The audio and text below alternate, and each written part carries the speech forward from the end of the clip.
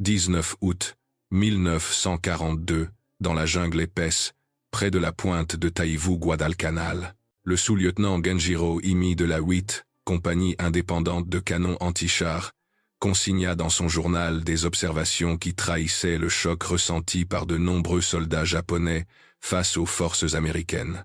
À travers la canopée dense des palmiers et le lacis des lianes étrangleuses, Imi et 916 autres soldats du détachement du colonel Kiyonao Ichiki venaient de débarquer de destroyers, achevant une insertion nocturne, que le commandement japonais considérait comme la première étape vers la reconquête de l'aérodrome d'Henderson Field. On leur avait dit que les Américains étaient être 2000 hommes, mal entraînés, facilement effrayés, amollis par une vie de luxe. Le colonel Ichiki lui-même avait balayé les avertissements, lui conseillant d'attendre des renforts. « Ce sont des Américains », avait-il dit à ses officiers. « Nous les balayerons à la mer, avant le lever du soleil. » Ce qu'aucun de ces vétérans endurcis par les campagnes de Chine et d'Asie du Sud-Est ne savait, c'est qu'ils étaient sur le point de rencontrer quelque chose de sans précédent dans les annales de l'armée impériale japonaise. Non pas simplement une défaite, ce qui était en soi impensable pour des soldats qui n'avaient connu que la victoire depuis 1937, mais une démolition systématique de chaque hypothèse tactique, de chaque concept stratégique, de chaque certitude idéologique qui définissait la voie guerrière japonaise. La jungle elle-même allait devenir une arme américaine. L'obscurité que les forces japonaises avaient maîtrisée depuis le début de la guerre allait les trahir, et une supériorité écrasante en équipement, en coordination et en pure capacité de destruction allait briser le mythe de l'invincibilité japonaise au combat rapproché. La transformation avait commencé 2 semaines plus tôt, le 7 août, lorsque 11 000 marines américains de la 1re division marine avaient pris d'assaut la côte à Lunga Point. Les Leathernecks du général Alexander Vandegrift exécutaient l'opération Watchtower, la première opération offensive américaine de la guerre du Pacifique. Leur objectif semblait simple sur le papier: s'emparer de l'aérodrome japonais, presque achevé, établir un périmètre défensif et tenir la position jusqu'à l'arrivée de renforts. En réalité, ils s'apprêtaient à livrer la campagne la plus longue et la plus brutale de l'histoire du corps des marines, jusqu'à ce jour dans un environnement qui mettrait l'endurance humaine à l'épreuve de ses limites absolues. L'île de Guadalcanal était une vision d'enfer tropical. Longue de 145 km et large de 40, son intérieur était dominé par des montagnes s'élevant à 2400 mètres dans des nuages perpétuels. La plaine côtière où se situait Henderson Field n'était qu'une bande d'herbes de kunai, de marécages et de jungles si épaisses que la visibilité tombait à quelques mètres. La chaleur était suffocante, l'humidité ne descendant jamais en dessous de 90%, une moiteur visqueuse qui ne quittait jamais la peau. Les moustiques pullulaient en nuages si denses que les hommes les inhalaient. Les rivières et les ruisseaux clairs et attrayants sur les photographies de reconnaissance grouillaient de parasites et de maladies. Paludisme, dengue, dysenterie et ulcères tropicaux allaient finalement mettre hors de combat plus d'hommes que l'action ennemie. Mais ce premier matin, les Marines trouvèrent l'aérodrome presque sans défense. Les 2200 ouvriers du bâtiment japonais et 600 troupes navales s'enfuirent dans la jungle, abandonnant équipement, fournitures et, plus crucialement, l'aérodrome lui-même. Dès la nuit du 8 août, les ingénieurs américains travaillaient à achever la piste. Ils la nommèrent Henderson Field, en l'honneur du major Lofton Henderson, aviateur des Marines, tué à Midway. En quelques jours, les premiers avions atterriraient, et l'île deviendrait le foyer de ce que l'histoire retiendrait sous le nom de la Cactus Air Force. La réponse japonaise fut rapide et catastrophique pour les forces navales alliées. Dans la nuit du 9 août, le vice-amiral Gunichi Mikawa mena 7 croiseurs et un destroyer à travers l'obscurité lors d'une brillante attaque surprise.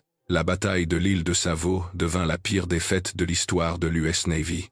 4 croiseurs lourds, l'USS Quincy, l'USS Vincennes, l'USS Astoria et le HMAS Canberra, furent envoyés par le fond en moins d'1 heure. Plus d'1 millier de marins périrent dans les eaux enflammées. Les forces navales alliées survivantes se retirèrent, emportant avec elles la plupart des fournitures qui n'avaient pas encore été déchargées. Les Marines étaient isolés, coupés du monde face à un ennemi renforcé, avec à peine la moitié de leur équipement et de leurs vivres. Ce que le haut commandement japonais ne parvint pas à saisir durant ces premiers jours d'août, c'est que Henderson Field était devenu la clé de tout. Le contrôle de l'aérodrome signifiait le contrôle des mers environnantes pendant les heures de jour. Les avions opérant depuis Henderson pouvaient frapper tout navire japonais dans un rayon de 320 km. Ce fait unique allait dicter toute la nature de la campagne. Les Japonais pouvaient régner sur la nuit, envoyant des troupes et des fournitures à bord de destroyers rapides dans des courses qui devinrent connues sous le nom de « Express de Tokyo ». Mais dès l'aube, l'aviation américaine dominait le ciel. La situation stratégique exigeait que le Japon reprenne immédiatement Henderson Field avant que les Américains ne puissent fortifier leur position. Le quartier général impérial assigna la tâche à la 17e armée du lieutenant-général Harukichi Hyakutake basée à Rabaul. Hyakutake n'avait que des forces limitées disponibles. L'unité la plus proche était le 28 régiment d'infanterie du colonel Ichiki, stationné près de Guam. Le colonel Kiyonao Ichiki était un instructeur d'école d'infanterie, réputé pour être un tacticien de premier ordre. Il était également connu pour son impulsivité et sa confiance suprême dans l'esprit combatif japonais, le Seishin, par rapport au matériel américain. Avant de partir pour Guadalcanal, Ichiki reçut des ordres clairs d'attendre le reste de son régiment. Mais Ichiki n'avait que très peu de respect pour les soldats américains. Il avait étudié les rapports d'Asie et les conclusions étaient unanimes. Il manquait de discipline, s'effondrait sous la pression et ne pouvait rivaliser avec les guerriers japonais dans le combat rapproché. Dans la nuit du 18 août, 6 destroyers livrèrent 917 hommes du premier élément d'Ichiki à Taivu Point, à 24 km à l'est du périmètre américain. Le débarquement se déroula sans accroc non détecté. Ichiki envoya immédiatement des patrouilles de reconnaissance pour évaluer la force et les positions défensives ennemies. Ce fut une décision tactique routinière qui se révélerait fatale. Le 19 août, une patrouille de la compagnie A du UNER, bataillon, UNER Marines, sous les ordres du capitaine Charles Brush, se déplaçait le long de la piste côtière lorsqu'elle aperçut des soldats japonais. Les deux forces s'affrontèrent dans un bref et violent échange de tirs. Les Marines tuèrent 30 et un soldat japonais et capturèrent des documents révélant la présence d'une force ennemie significative dans la région. Plus important encore, les papiers capturés montraient que les Japonais sous-estimaient gravement la force américaine. Le capitaine Brush se précipita vers le périmètre avec sa moisson de renseignements. Le général Vandegrift comprit immédiatement ce qui allait arriver, une attaque japonaise imminente, probablement venant de l'Est. Il ordonna au colonel Clifton Cates de renforcer les défenses le long du banc de sable à l'embouchure de ce que les Marines appelaient la rivière Tenaru. Il s'agissait en fait de la rivière Ilu, mais cette erreur d'identification allait perdurer dans tous les récits ultérieurs. Kat déploya le 2e bataillon UNER Marines du lieutenant-colonel Leonard Cresswell le long de la rive, avec des mitrailleuses positionnées pour créer des champs de tir croisés sur le banc de sable. Ce qui se produisit ensuite deviendrait l'une des batailles les plus unilatérales de l'histoire du corps des marines. Le colonel Ichiki, au lieu d'attendre les renseignements de sa patrouille perdue ou des renforts, décida d'attaquer immédiatement. Dans la nuit du 20 au 21 août, il ordonna un assaut frontal direct à travers le banc de sable. La doctrine japonaise mettait l'accent sur la supériorité de la puissance spirituelle et des attaques nocturnes agressives pour surmonter la puissance de feu ennemie. Ichiki croyait que ses vétérans pourraient percer les défenses américaines par la seule audace et le combat rapproché, où les soldats japonais excellaient avec des baïonnettes et des grenades. Juste après minuit, le scout des îles Salomon, Jacob Vusa, qui s'était échappé des mains de ses geôliers japonais après des heures de torture, s'effondra dans les lignes des marines, avec un avertissement: les Japonais arrivaient. Quelques minutes plus tard, l'attaque commença. Des centaines de soldats japonais chargèrent à travers le banc de sable, hurlant des cris de guerre, tirant des fusils, lançant des grenades. Ils coururent directement dans une zone de destruction que les Marines avaient préparée, avec une précision méthodique. Les mitrailleuses Browning M1917A1, à refroidissement par eau, ouvrirent le feu. Ces armes perfectionnées pendant la Première Guerre mondiale étaient les héros méconnus de la puissance de feu des Marines. Chaque arme pouvait maintenir 600 coups par minute indéfiniment, tant que la chemise d'eau restait remplie. Les Marines les avaient positionnés dans des positions se soutenant mutuellement, de sorte qu'aucune zone du banc de sable ne resta découverte. Les soldats japonais tombaient par vagues, tandis que les lourdes balles de calibre 30 déchiraient chair et os. Ceux qui parvenaient à traverser le banc de sable rencontraient des canons antichars de 37 mm, chargés d'obus à mitraille, essentiellement d'énormes cartouches de fusils de chasse qui transformaient les hommes en lambeaux de viande. L'attaque se poursuivit pendant des heures. Vague après vague, les soldats japonais chargeaient sous le feu des mitrailleuses. Certains atteignirent les positions des marines et s'engagèrent dans des combats au corps à corps. Les marines se battirent avec des fusils, des couteaux, des poings, tout ce qui était disponible. Mais les préparatifs défensifs tinrent bon. Les champs de tir croisés empêchèrent toute percée japonaise. À l'approche de l'aube, l'attaque du colonel Ichiki était complètement bloquée. Plus de 800 de ses hommes gisaient morts ou mourant sur le banc de sable et dans l'eau peu profonde. Le jour ne fut pas un répit pour les survivants japonais.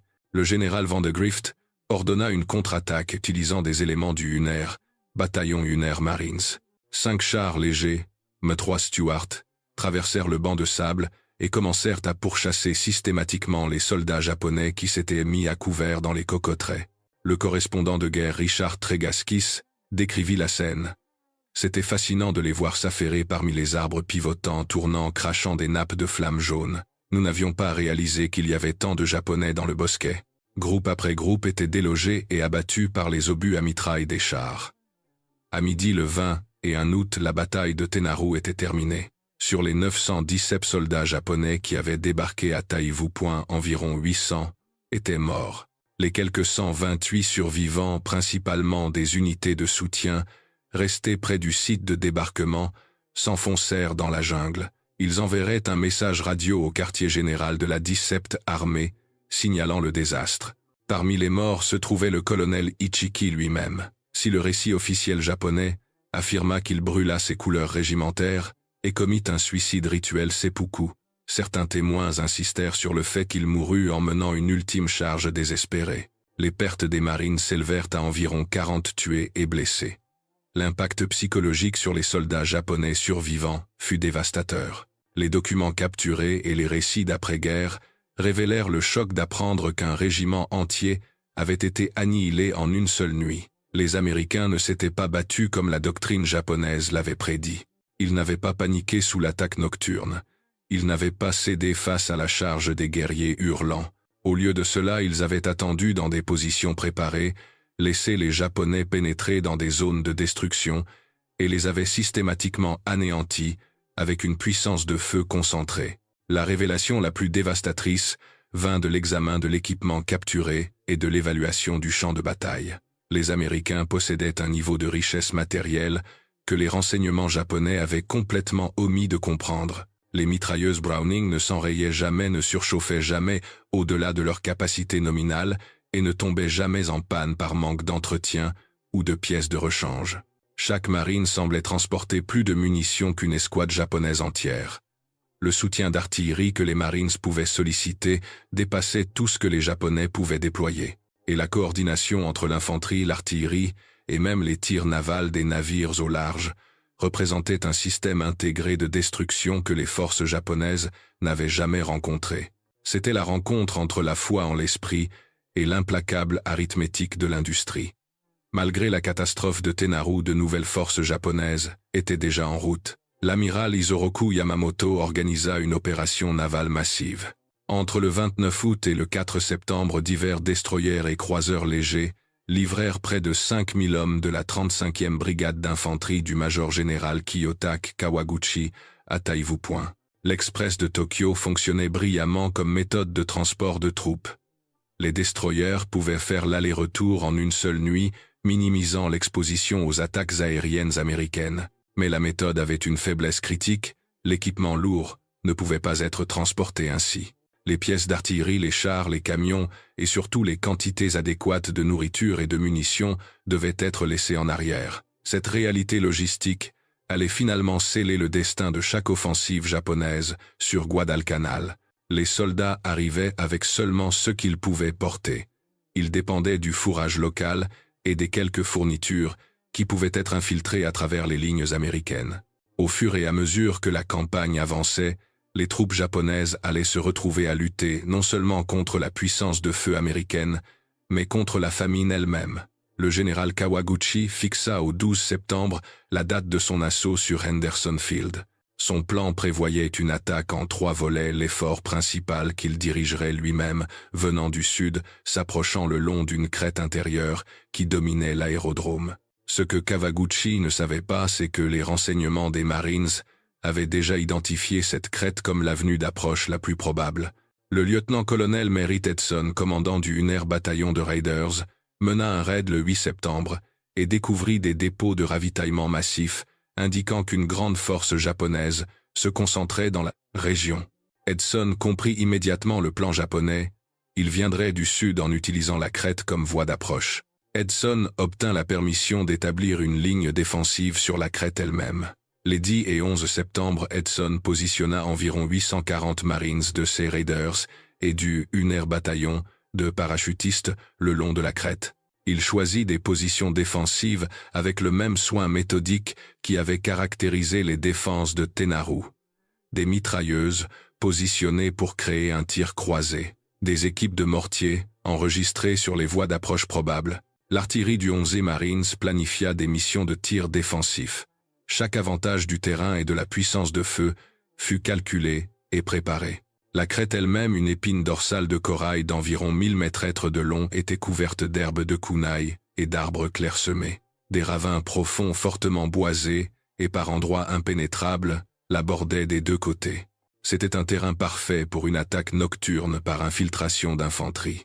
C'était aussi, si elle était correctement défendue, un abattoir. Dans la nuit du 12 septembre, les forces de Kawaguchi commencèrent leur assaut. Contrairement à la charge frontale d'Ichiki, il s'agissait d'une attaque plus sophistiquée. L'infanterie japonaise s'infiltra par les ravins des 2 côtés de la crête, tentant d'envelopper les positions américaines. Les petits groupes sondaient les points faibles. Lorsqu'ils les trouvaient, des forces plus importantes se concentraient pour des tentatives de percée. Le combat fut sauvage et confus. Dans l'obscurité, les Marines se retrouvaient parfois engagés dans des combats au corps à corps avec des soldats japonais qui s'étaient infiltrés à portée de grenades. Mais les préparatifs défensifs tinrent bon. Lorsque les forces japonaises se concentraient pour des tentatives de percée, les mortiers et l'artillerie des Marines les anéantissaient. Le 11e Marines tira plus de 2000 obus durant la nuit, larguant des obus à haute explosion, si près des positions des Marines, que des éclats d'obus blessèrent des troupes amies. Les équipes de mitrailleuses tirèrent, jusqu'à ce que leurs canons deviennent rouges incandescents dans l'obscurité. 2 Marines allaient gagner la médaille d'honneur à la crête d'Edson, dont le sergent John Basilone. Lorsque son équipe de mitrailleuses fut tuée ou blessée, Basilone continua de tirer seul, repoussant vague après vague d'attaques japonaises. À l'aube du 13 septembre, l'attaque japonaise n'avait pas réussi à percer. Le lendemain, après des renforts, la 2e nuit de combat fut encore plus intense. Kawaguchi jeta ses forces restantes dans des tentatives désespérées. L'artillerie américaine tonna à nouveau, tirant des missions danger close, extrêmement proches des positions amies. Les soldats japonais chargeaient à plusieurs reprises, mourant par centaines sous le feu. À l'aube du 14 septembre, l'offensive de Kawaguchi s'était complètement effondrée. Les pertes japonaises furent stupéfiantes, environ 830 à 850 morts. La crête, qui serait à jamais connue sous le nom de crête sanglante ou crête d'Edson, était devenue un monument à l'efficacité de la doctrine défensive américaine. Pour les soldats japonais survivant, la bataille représenta un autre choc profond pour leur compréhension de la guerre. Les journaux capturés et les récits d'après-guerre décrivirent constamment la même prise de conscience. Les forces japonaises s'attendaient à se battre contre d'autres fantassins dans l'obscurité où leur entraînement et leur esprit triompheraient. Au lieu de cela, ils avaient rencontré l'artillerie, les mitrailleuses et les mortiers, tous concentrés avec une précision qu'ils ne pouvaient égaler. Les commandants américains connaissaient les intentions japonaises. Ils avaient préparé des zones de destruction. Ils avaient attendu l'entrée des forces japonaises. Puis ils les avaient détruites avec un soutien de tir coordonné. Les batailles de Tenaru et de la crête sanglante établirent des schémas qui se répéteraient tout au long de la campagne. Les forces japonaises lançaient des attaques fondées sur le courage, les tactiques nocturnes et l'expertise du combat rapproché. Les forces américaines répondaient avec une puissance de feu écrasante, des opérations interarmes coordonnées et des positions défensives soigneusement préparées pour maximiser leurs avantages. Mais les chiffres seuls ne capturent pas l'horreur de la guerre de jungle à Guadalcanal. L'environnement lui-même devint une arme qui tuait avec impartialité. Le paludisme infecta presque tous les hommes qui passaient plus de quelques semaines sur l'île. La dysenterie était universelle. Les Japonais souffrirent encore pire.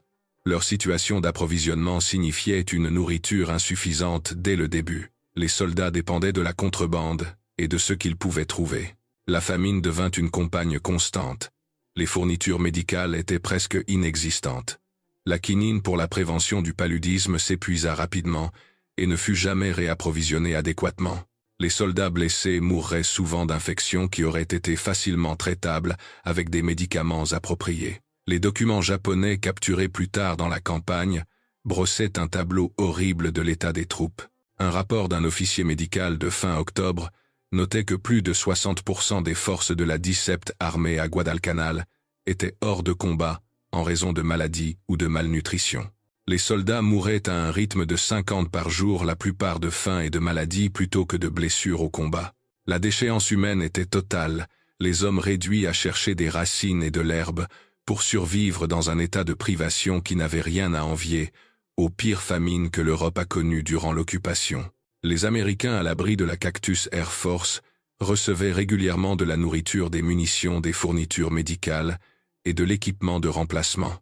Les Marines mangeaient des rations en conserve qui, bien que peu appétissantes, fournissaient des calories adéquates. Les munitions étaient suffisamment abondantes pour que les mitrailleurs puissent tirer jusqu'à l'usure de leurs canons. Les forces japonaises, elles, apprenaient à faire durer une seule boule de riz toute une journée. Les munitions étaient conservées au point que les ordres restreignaient souvent le tir à l'absolue nécessité. Les soldats gravement blessés recevaient souvent des grenades et étaient laissés derrière pour se suicider plutôt que d'être un fardeau pour leurs unités ou de risquer la capture. Un témoignage sombre de la doctrine du sacrifice total. En octobre 1942, les Japonais montèrent leur plus grande offensive de la campagne. Le général Yakutak lui-même vint prendre le commandement. Ils parvinrent à acheminer de l'artillerie par destroyer, offrant un soutien plus important qu'avant. Cependant, lorsque l'assaut principal fut lancé les 24 et 25 octobre, il se heurta aux défenses farouches du Unair. Bataillon, 7th Marines, commandé par le légendaire lieutenant-colonel Lewis Kesty, pulèrent renforcés par des éléments du 164e régiment d'infanterie. La puissance de feu américaine se déchaîna à nouveau. L'artillerie du 11e Marines tira des missions danger close. Au large, le cuirassé USS Washington se tenait prêt à fournir un appui-feu naval. Encore une fois, le sergent John Basilone se distingua transportant personnellement des munitions à travers le feu ennemi. À l'aube du 25 octobre, l'offensive japonaise avait échoué. Plus de 2000 soldats japonais étaient morts. Octobre et novembre virent également des engagements navals majeurs qui déplacèrent définitivement l'équilibre des forces. La bataille navale de Guadalcanal, du 12 au 15 novembre, fut un carnage nocturne. Les Américains perdirent 2 croiseurs et 4 destroyers, mais les Japonais perdirent le cuirassé Iei et plus tard le Kirishima, coulé par la précision dévastatrice des canons de 16 pouces de l'USS Washington, dirigés par radar.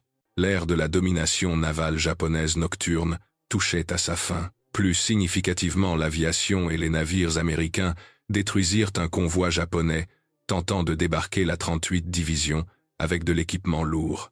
Sur 11 navires de transport, seulement 4 atteignirent Guadalcanal, et ils furent détruits avant de pouvoir décharger complètement. Ce fut la dernière tentative sérieuse de renforcer Guadalcanal avec une grande force terrestre correctement équipée. Pour les troupes japonaises déjà sur l'île, novembre marqua le début de la fin. Ils avaient espéré des renforts et des ravitaillements. Au lieu de cela, ils apprirent que les convois étaient détruits et qu'aucune aide supplémentaire n'arriverait. Décembre apporta le dénouement. Le commandement japonais prit la décision déchirante d'évacuer Guadalcanal. Il ne pouvait pas admettre publiquement la défaite, mais reconnaissait en privé que continuer l'opération signifiait la destruction complète de la 17e armée. Sur les 36 000 soldats qui avaient servi sur l'île, environ 11 000 restaient. Parmi eux, être 7 000 étaient encore capables de marcher. L'évacuation désignée Opération Que fut l'une des opérations japonaises les plus réussies de toute la guerre. Utilisant des courses de destroyers, les forces navales japonaises réussirent à extraire 10 652 hommes sur 3 nuits début février 1943. Ce fut un exploit remarquable, mais il ne put masquer l'ampleur de la défaite. Les pertes japonaises totales atteignirent entre 25 000 et 30 000 morts, environ 14 800 au combat et 10 000 à 15 000 par maladie et famine. Les pertes américaines furent de 1 600 tués au combat et 4 200 blessés. L'Amérique pouvait remplacer ces pertes, le Japon non. L'initiative stratégique avait basculé de manière permanente. L'impact psychologique de Guadalcanal sur la pensée militaire japonaise fut profond. Pour la première fois, les forces japonaises avaient été vaincues dans un combat terrestre prolongé. Chaque offensive avait échoué. Chaque tentative d'appliquer la doctrine tactique japonaise traditionnelle s'était soldée par des pertes catastrophiques. Les officiers survivants qui écrivirent après la guerre soulignèrent plusieurs thèmes. Premièrement, l'Occident n'était pas faible. Deuxièmement, la disparité en équipement et en fourniture était bien plus grande que ce que les renseignements avaient suggéré. Troisièmement, la logistique japonaise était fondamentalement inadéquate pour des opérations soutenues contre un ennemi qui contrôlait la mer et l'air. Quatrièmement, la puissance spirituelle et l'habileté tactique étaient insuffisantes face à des désavantages systématiques en puissance de feu et en ressources. Les vétérans japonais qui survécurent à la campagne et qui furent interviewés des années plus tard fournirent des comptes rendus détaillés contredisant les explications officielles de la défaite. Ils avaient cru être des guerriers supérieurs s'entraînant plus durement et acceptant la mort plus facilement. Mais à Guadalcanal, ils avaient appris que la guerre était décidée par des systèmes. Les Américains avaient des systèmes pour tout l'approvisionnement, les soins médicaux, le soutien d'artillerie, la coordination aérienne. Chaque système fonctionnait. Les systèmes japonais échouèrent parce qu'ils n'avaient jamais été construits correctement. La campagne de 6 mois avait révélé une vérité brutale dans la jungle de Guadalcanal. Une seule unité américaine possédait souvent une puissance de feu plus efficace qu'un régiment japonais entier. Le choc pour les Japonais fut de réaliser que la terreur n'était pas engendrée par la peur individuelle de la mort, que les soldats avaient été entraînés à accepter, mais par la prise de conscience que le courage et le sacrifice étaient insignifiants face à un ennemi dont les fournitures ne s'épuisaient jamais, dont les blessés recevaient des soins, dont l'artillerie ne s'arrêtait jamais de tirer, dont l'aviation contrôlait le ciel, et dont la base industrielle pouvait remplacer les pertes plus rapidement que le combat ne pouvait les infliger. C'était la rencontre entre la doctrine de l'élan et la puissance de l'outil industriel. Guadalcanal fut le creuset où l'illusion fut détruite par la réalité et où commença le reflux stratégique pour l'empire du soleil levant. Que cette histoire de la collision entre la doctrine du sacrifice et l'implacabilité de la puissance industrielle nous incite à réfléchir aux coûts et aux leçons des systèmes militaires défaillants